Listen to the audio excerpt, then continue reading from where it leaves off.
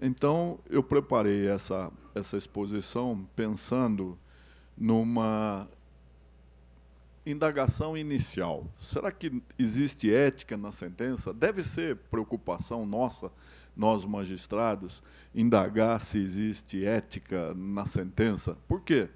Nós aprendemos, como magistrados, que sentenciar não é senão fazer incidir concretamente a vontade da lei sobre aquela hipótese que foi submetida à nossa apreciação.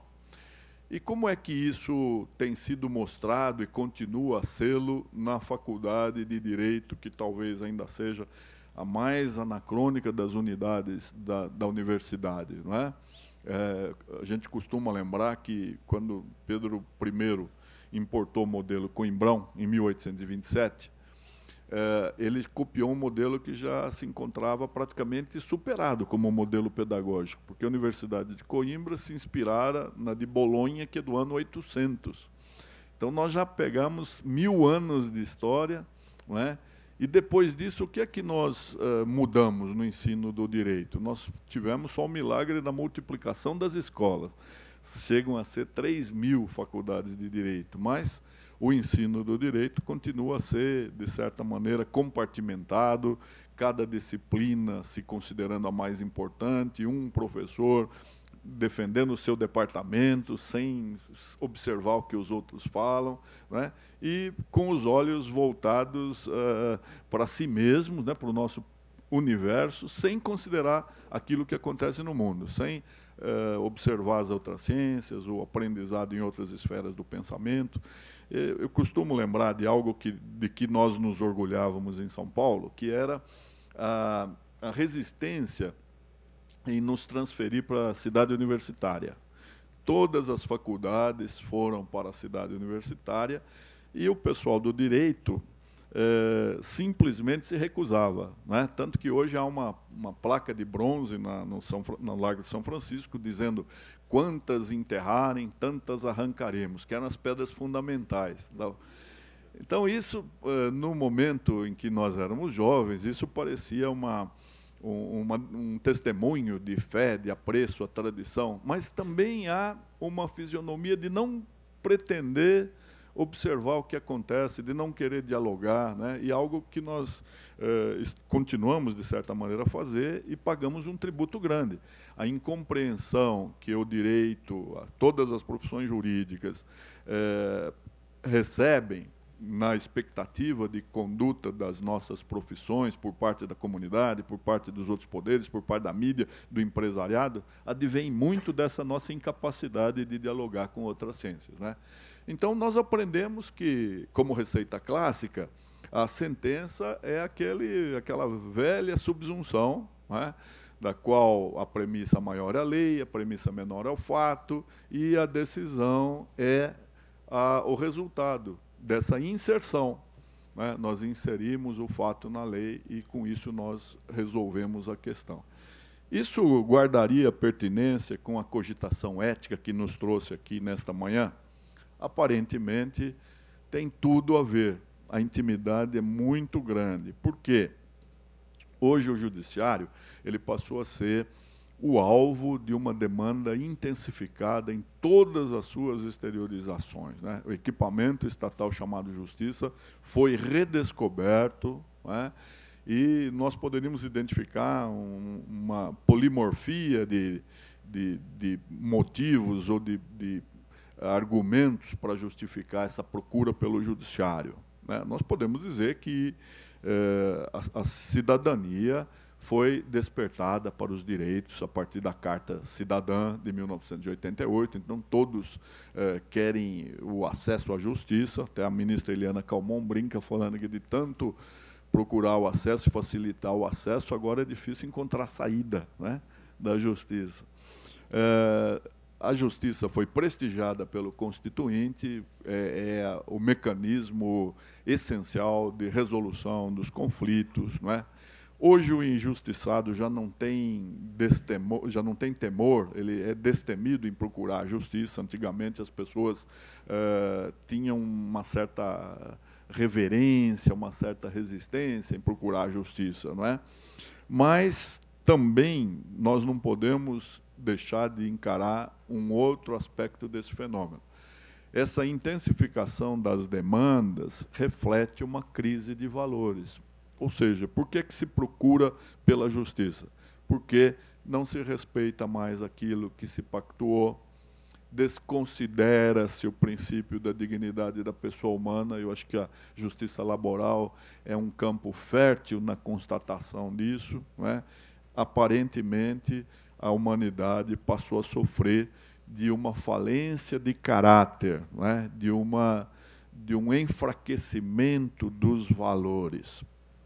E ocorre que, ao procurar a justiça, ao endereçar os seus pleitos a este equipamento, pelo qual nós somos responsáveis, o injustiçado não quer apenas uma resposta tópica, aquela solução processual, quanta vez que ele nem vai entender, né, para a questão que ele colocou em juízo, que ele nem pôde trazer pessoalmente, porque ele é obrigado a se utilizar de um decodificador, né? O problema dele é concreto, é real, ele sofre por aquilo.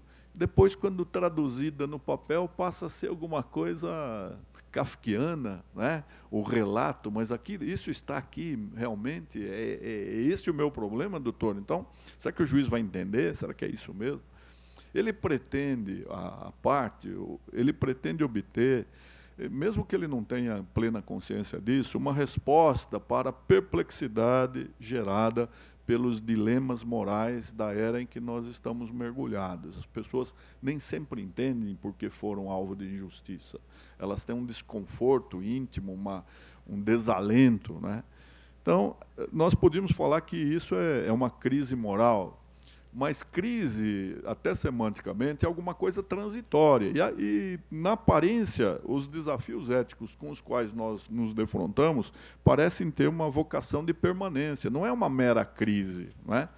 Nós estamos, sim, numa era em que os valores parecem ter desaparecido, e os filósofos, os pensadores muito mais sensíveis para detectar esta situação, já nos brindaram com uma tonelagem de obras. Hoje nós encontramos livros de todas as tendências, de todas as ideologias, para mostrar que nós estamos num plano de indefinição de múltiplos temas morais, né? Esses temas morais hoje estão sob o signo da indeterminação ou da subdeterminação institucional, da flexibilidade, da mutualidade, da fragilidade, ou seja, um certo relativismo, porque uma sociedade hedonista, individualista, passa a cultivar valores próprios. Em termos de moralidade, é muito nítido esse optar pelo eu acho isso, né? Para mim isto não serve. Nós temos uma espécie de moralidade à la carte, não é? Cada um escolhe o que lhe serve. Então, a multidão daquilo que é o universo característico da ciência jurídica, que são as tradições, o conservadorismo, a certa estabilidade do ordenamento, essa multidão encontra-se em pânico, né? Algumas das tradições, elas parecem sobreviver, apesar dos obstáculos, mas outras ressuscitam, que nós pensávamos sepultadas. Um parêntese, esta semana, em São Paulo, aquele episódio de uma jovem que foi quase agredida, né, porque estava com uma roupa considerada indecente pelos seus colegas, mostra a ressurreição de um certo machismo que não teria mais lugar depois de alguns anos de vigência de um Código Civil que sepultou, ao menos formalmente, aquela diferença entre homem e mulher, de uma Constituição que veda o preconceito, não é? Que prega a tolerância, o pluralismo. Então, nós estamos numa fase bastante turbulenta, não é? E as tradições, elas lutam por obter uma fidelidade, uma lealdade, por reconquistar uma autoridade de guiar a conduta pessoal, embora desnutrida das esperanças de estabelecer uma hierarquia que liberasse o homem de fazer as suas próprias escolhas.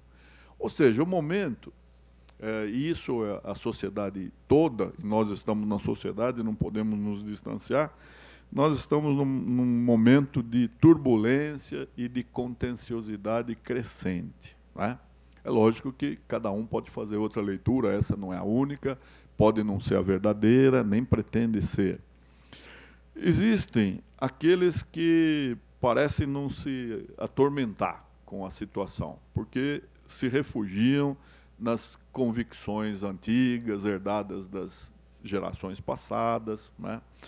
Se estruturam no alicerce imodificável da verdade absoluta, né? Essa é a posição da nossa parcela conservadora. Nós temos ainda muitos nas carreiras jurídicas que, se a sociedade parece submergir, para eles é suficiente acreditar que as suas crenças serão um bote salva-vidas, né? Me agarro à minha crença e não, eu ancorado nela, eu vou sobreviver.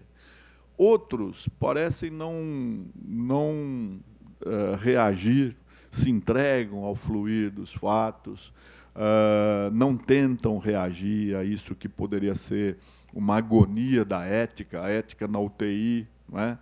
Ou se satisfazem com algo que também é bem característico da nossa época, que é a substituição da ética pela estética, não é? Então, a geração fitness, os corpinhos sarados, tudo isso parecem ter trocado, né? Então, não sem certa ironia, a troca da academia, que era o jardim de academos do pensar, pela academia de ginástica, né? Academia de manter o corpinho sarado, enquanto a alminha nem sempre, né? Então, o que se vê é não existir certezas nesse campo minado em que a justiça se propõe a atuar, né?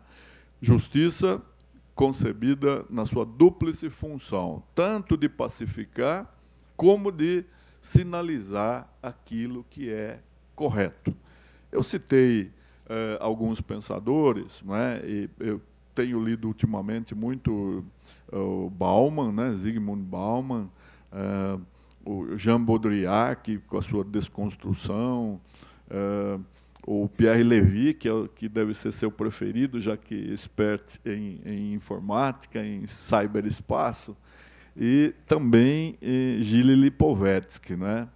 Ele, há décadas, ele vem se devotando a explorar aquilo que ele chama o crepúsculo do dever, né? Ele já escreveu um livro também chamado A Era do Vazio, escreveu O Império do Efêmero, né? Ele fala muito da sociedade em que tudo é descartável, até nós mesmos, né? E ele sugere que nós mergulhamos agora na penumbra ou até na escuridão da era do pós-dever, l'après-devoir, uma época pós-deontológica. Os códigos já não têm valor. A conduta humana, finalmente, teria se libertado dos últimos vestígios daquilo que ele chama de opressivos deveres infinitos, mandamentos e obrigações absolutas. E o que isso significaria?